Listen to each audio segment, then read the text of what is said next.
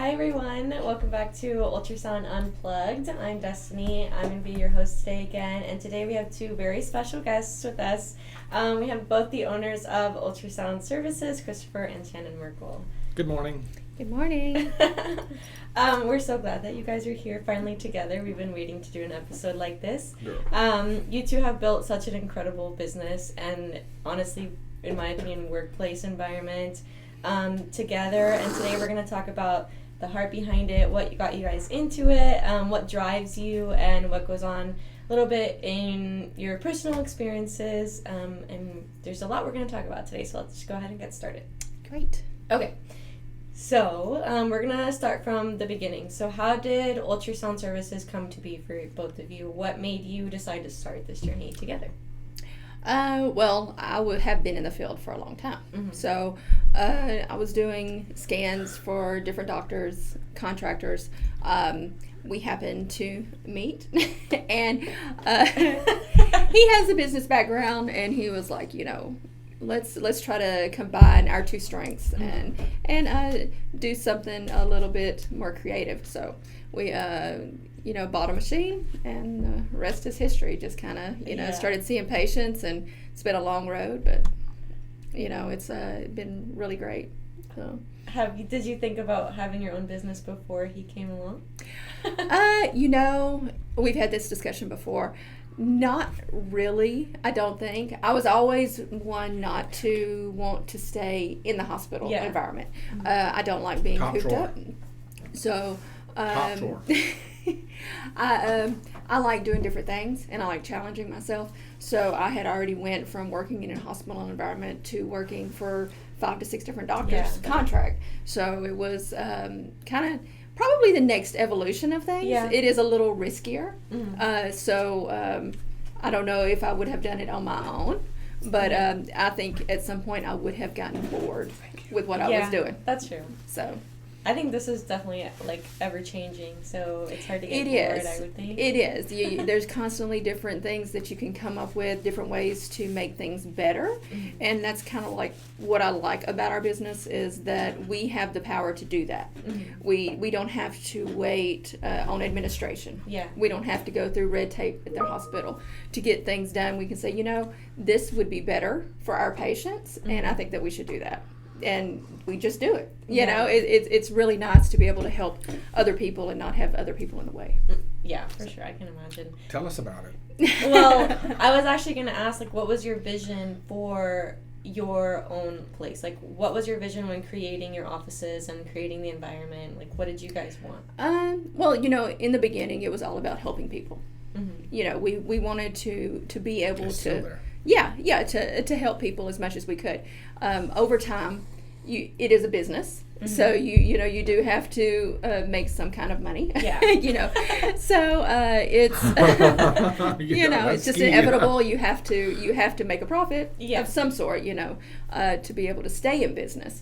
So but I think from working with the both of you throughout the last few years, I think you guys it definitely shows that even though you do run a business, it really does matter to you more to be there for people and to help them, because you could be a lot greedier if you wanted to. Oh yeah, in my opinion, and you choose not to every day. Right. So, and we have always we've tried to treat our employees and our patients, with respect and with generosity as much as we can.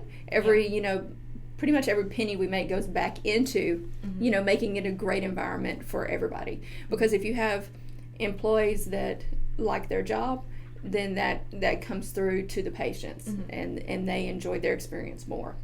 If you have employees that hate their job, then you're going to see it, know. I think it definitely shows whenever people walk into the different offices. And it's crazy because you two don't even need to be present for it to show, in our other locations too. I mean, I know we have people who like going to any of them because they all have the same environment, whether you guys are there physically or not. So I think it really shows on your leadership style. Yeah. So would you say it's duplicatable?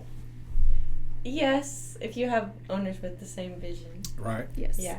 And I think that's the thing, is trying to get a good mix of everything of both of us at all locations, or at a minimum the same standard at all locations. Mm-hmm. And so in maintaining that standard, sometimes it becomes difficult, but for the most part, the status quo stays the same, and business runs, and we do well. Patients love what we do, and hopefully it continues to echo.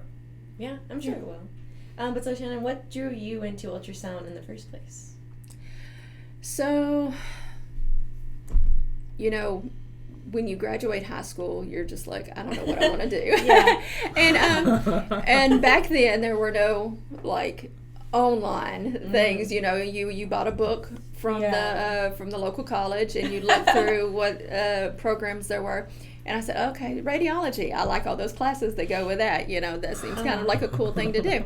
So that's what I did. There were no ultrasound schools back then. Okay. Right. So did radiology, and as soon as you're in radiology programs back then, you got to rotate through all the different modalities, ultrasound, CAT scan, MRI, nuclear medicine, and kind of see where you wanted to go, because nobody ever stayed in x-ray.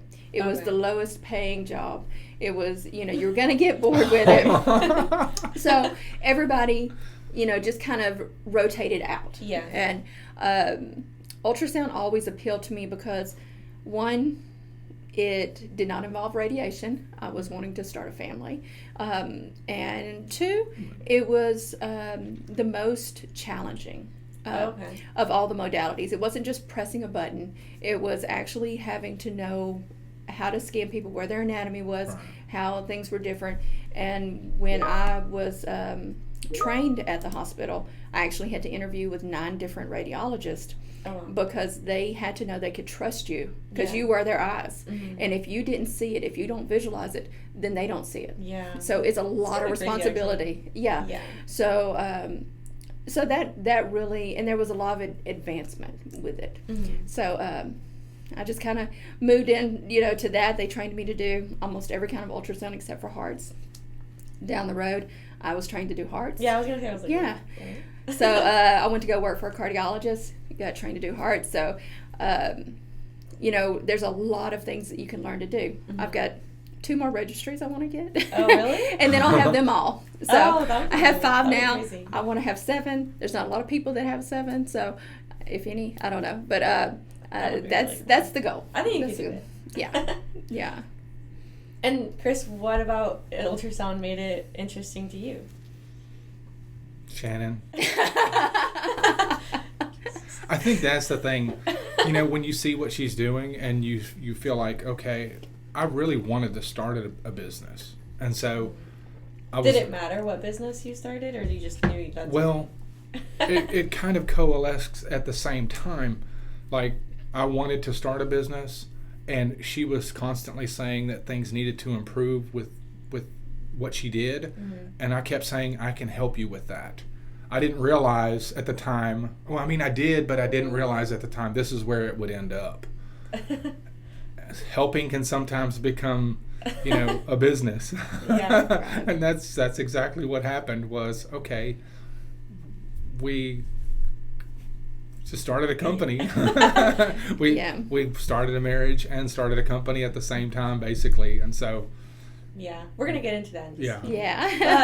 But I kind of want to go into the emotional side of doing the ultrasound. So I guess this is more for you, Shannon. Okay. So I don't think a lot of people realize. I don't think a lot of people realize how much. Well, whenever you're more in when you're making more personalized the way we do it, you definitely see people at all different stages and different parts of their lives, or maybe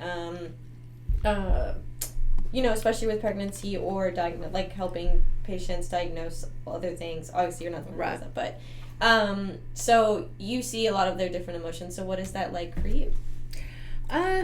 It can be very emotional when you.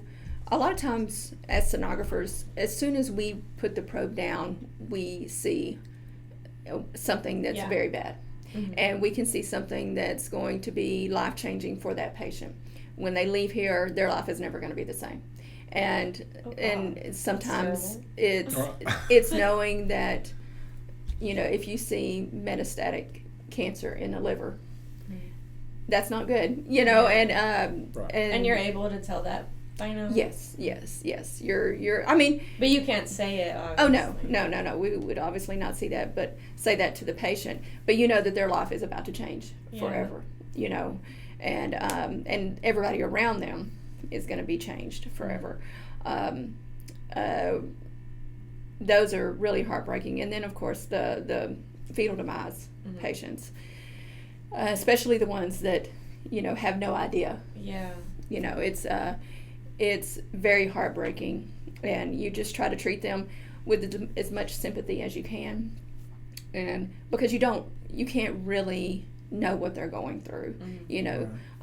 It's very difficult to feel the way that they're feeling, but you just want to give them time to process what's going on, and try to treat them with respect, and if they want you out of the room, get out of the room. If they want to hug you, hug them. Try to kind of read the room and see what they need. So it can, and of course we have the really great moments too. With our IVF patients, ones we've seen for 4 or 5 years, we've scanned 70, 80 times, and they finally get pregnant. We all celebrate. We all celebrate. We get on our little message, and we're, because all of the sonographers have seen these patients, and we're like, yay, they're pregnant, and the ones that we find out they're pregnant and then we don't see them for a while, then we're like, okay, what happened?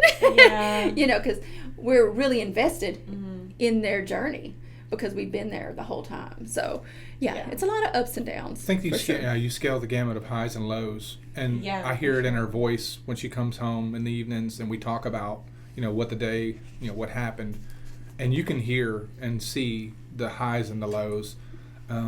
Having conversations, the conversations don't end at the office, and so since we're both married and we're both own, we consistently have conversations about the good, the bad, how difficult it is, some of their journeys, and so it's some of it's heartwarming, some of it's hard to listen to, but. Fetal demises are never good. Yeah, and I think a lot of people, I have a lot of patients that ask me, oh, this is such a great job, you get to do all of the happy baby stuff. Oh, right. And it is a great job, but there are definitely as many bad times as there are. Oh, I've seen it, even just being here. You can hear it sometimes. The whole energy shifts, I think, a little bit. But so how do you balance being emotionally invested while not kind of not letting yourself feel what they're feeling? You almost have to be the strong one for them. I've had IVF patients, and this is not logical for most of us because we don't know how this feels, but they're going through this journey that's very it's a roller coaster of emotions. It's financially straining. And what is crazy, it's not crazy, but they feel like when they don't succeed that they're letting not only themselves down, but us, and, we have to, be encouraging, but also respectful of what they're going through. And, when it doesn't work out, try not to dismiss that, but also be encouraging for them for the next time. That they do it. So it's you want to be there for them in the right way. Yeah. So. And I think you guys have also advocated for everybody, even not just the techs, but the rest of the staff also, to be respectful and empathetic about that as well, especially with IVF patients. Everyone here really wants the best for the people that come in. Right. And I know we've reassured everyone that our customer service will show that aspect as well. Right. So I think that's really cool too, about working here, coming here, whichever of the two that you're doing. Right. But so moving kind of outside of being inside the office, you guys were talking about how you built a business and a marriage at the same time. So you're life partners and your business partners. Right. So how does that dynamic work?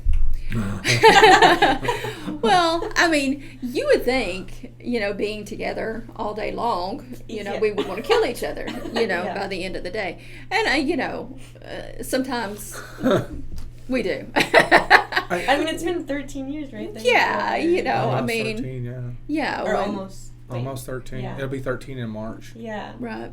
So, I mean, I know it is actually really great to be able to talk about what went on at work and with somebody that knows exactly what you're talking about. Mm-hmm. So, Right. Well, to an extent. Yeah. Yeah. Well, Yeah.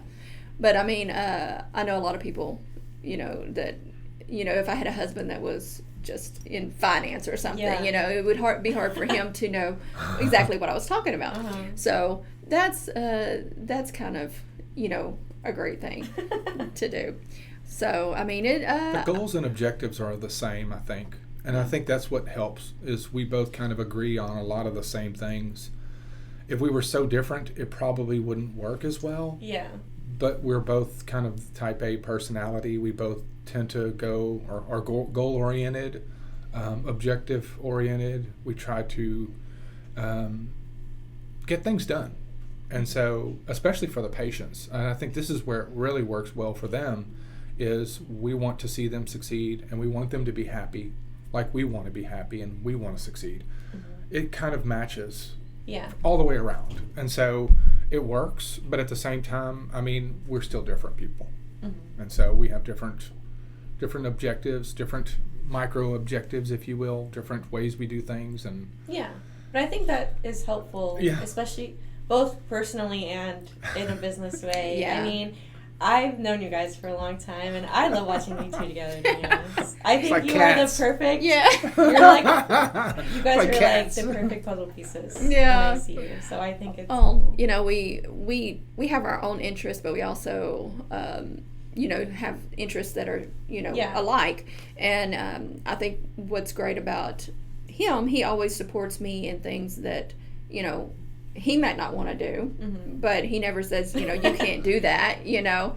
I think you found a balance between being independent and being working together. Right. So, but so with that said, what's one of the biggest lessons, what's one of the biggest challenges you've had trying to balance that while growing a business?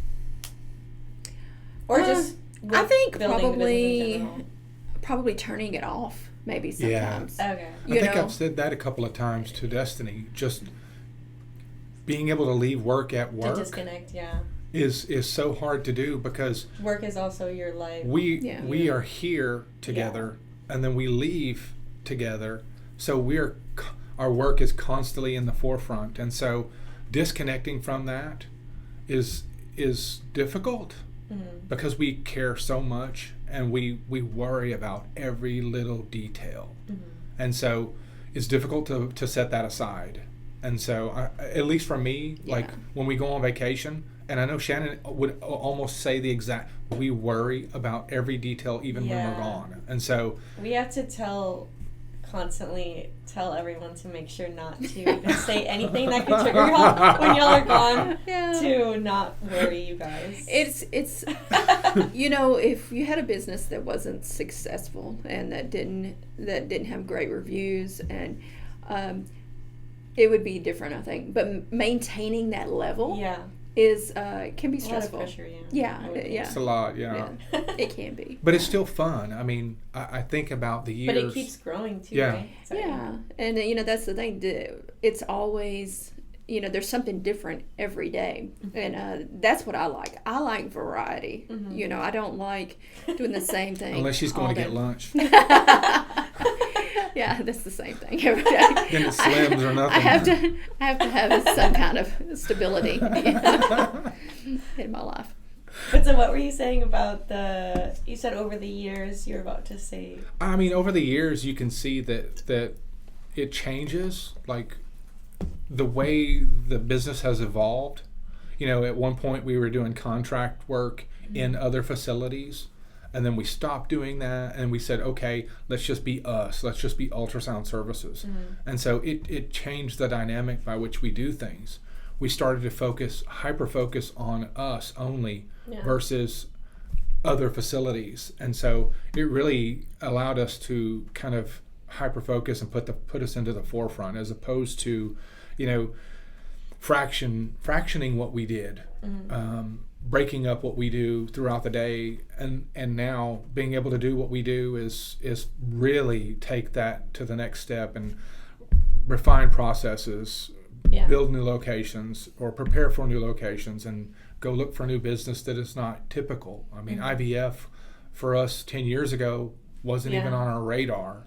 And so, these things are things that we can now successfully say, okay, now we can go after these things. And so what's one of the most important lessons either or both of you learned to come to that conclusion, like throughout building it?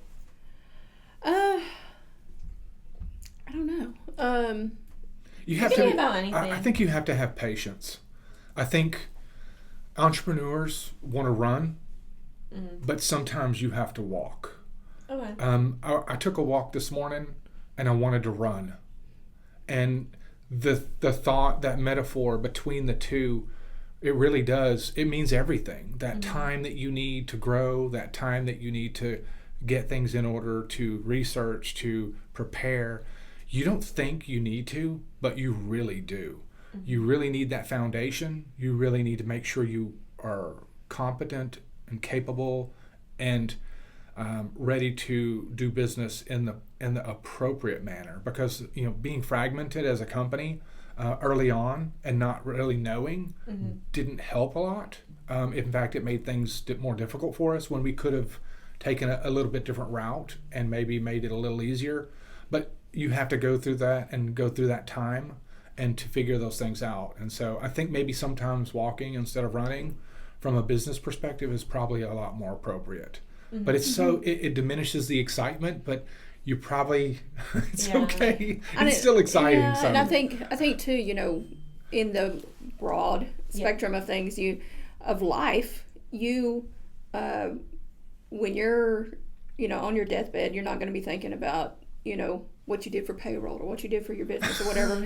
You're going to be thinking about the impact that you made on other people's lives. Yeah. And if you were able to help someone through a difficult time or, employ somebody for their livelihood, then you have made an impact on someone's life. Right. And that's the most important thing that you can do in life is, that's your legacy, not the business, what you've done for other people.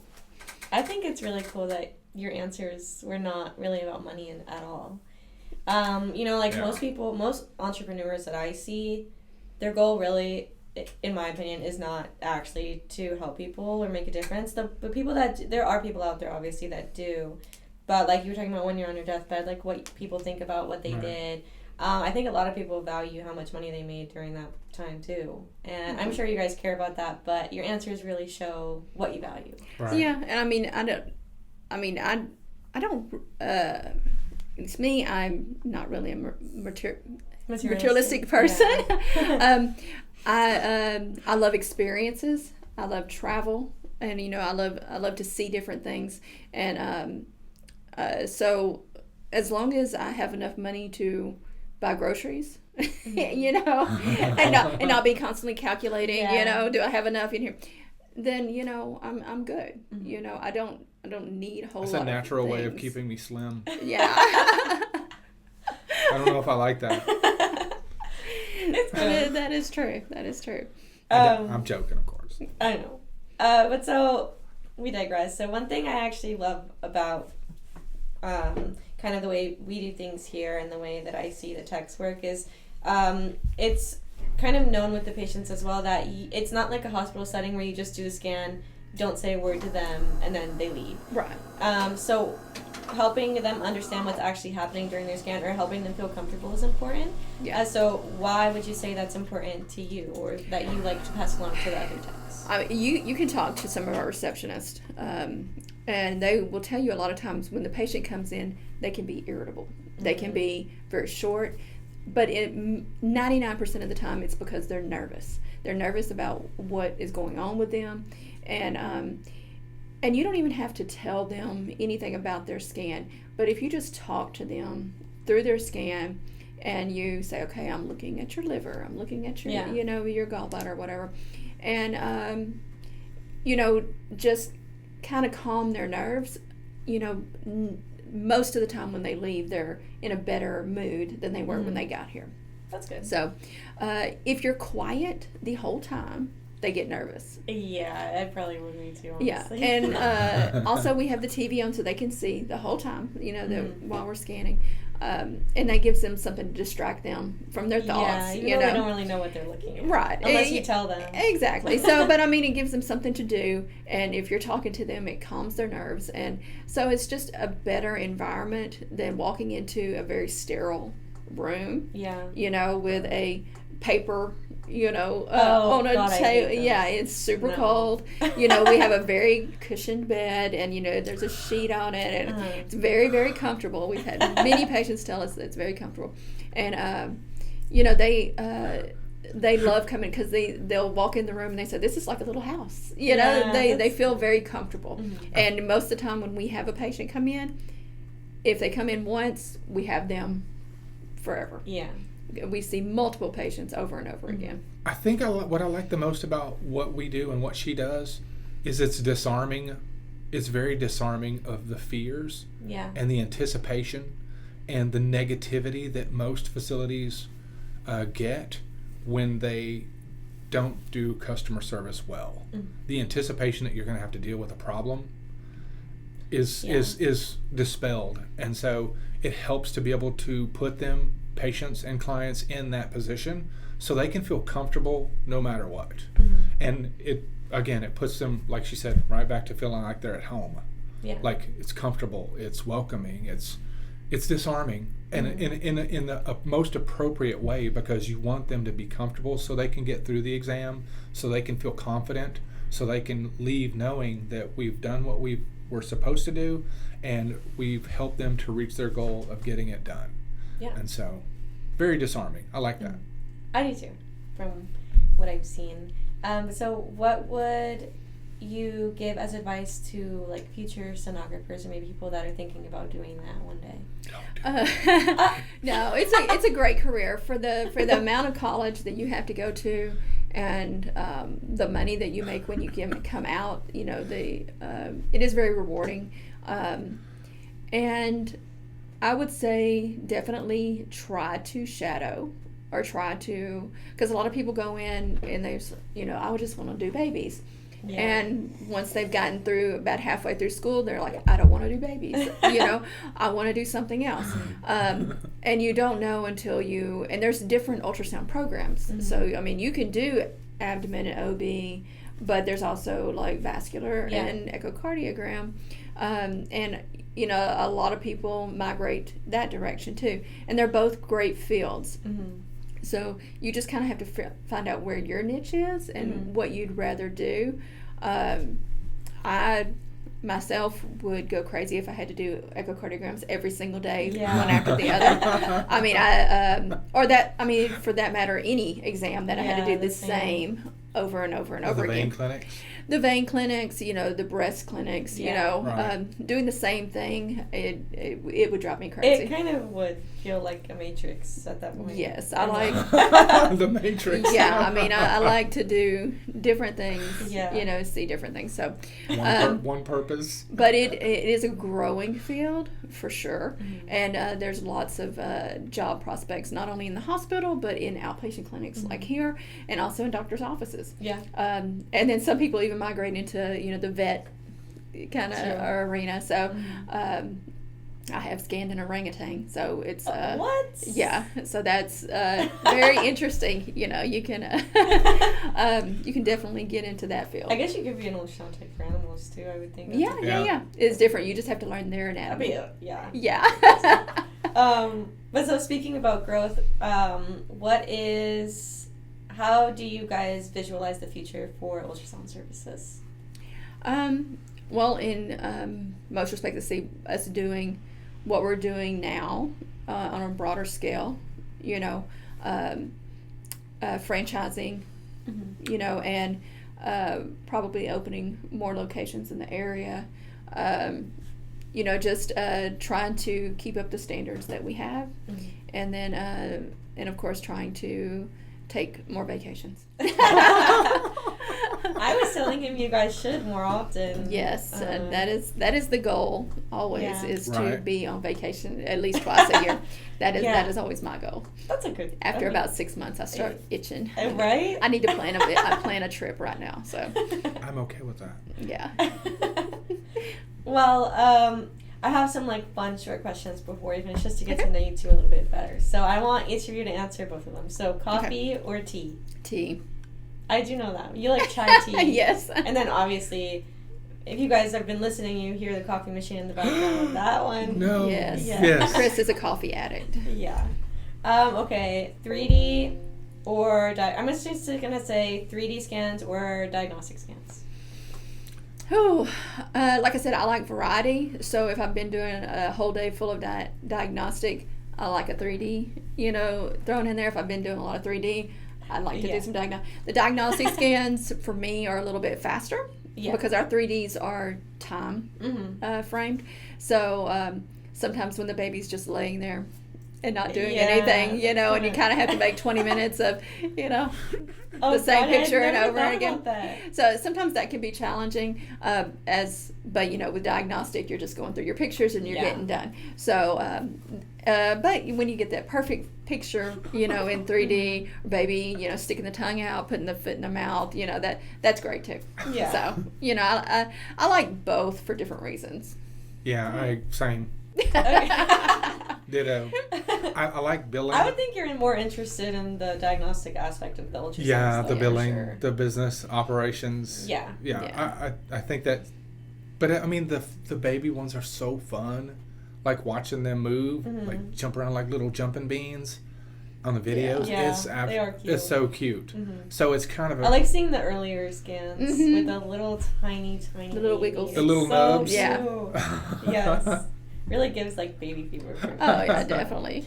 But okay, my last one is gonna be, what is the best part of your day? So each of you can answer in your own way. I'll let you go ahead. Can you say lunch? I mean, yeah, you can say that. Honestly. No, I mean I like different aspects. I like early morning, getting kind of ready for the day, and of course the great scans. When they're really good. And this is tough. Yeah, I mean it's. I think the best part of my day is probably early morning. If I see an email that is like a good email, like when you get the email from Memorial Hermann and they say we don't need you, it's like that was dang. First thing in the morning. Yeah, it's like man, that stinks. But you also look forward to getting the good emails that are like, okay, yeah.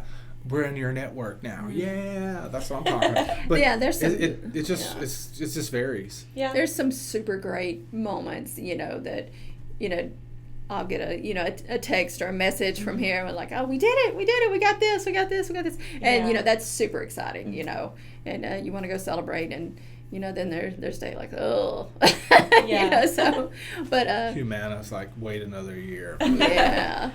But I mean, there's still other things that you guys are working on too. So. Oh yeah. Well, yeah. I mean, we day-to-day operations. You got to deal with these folks over here, social media and marketing, and I mean, it's all fun. Yeah. We like giving people grief, but it's all fun.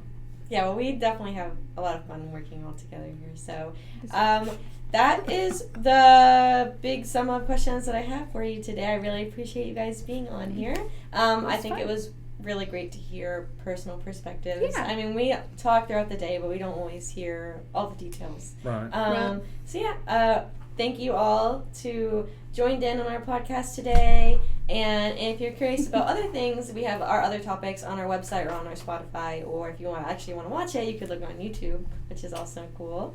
If you guys want to say anything before we... Thank you for joining us. Come see us at Ultrasound Services. Yeah. Okay, well, we wish you all a great weekend. Enjoy. Thank you. Bye.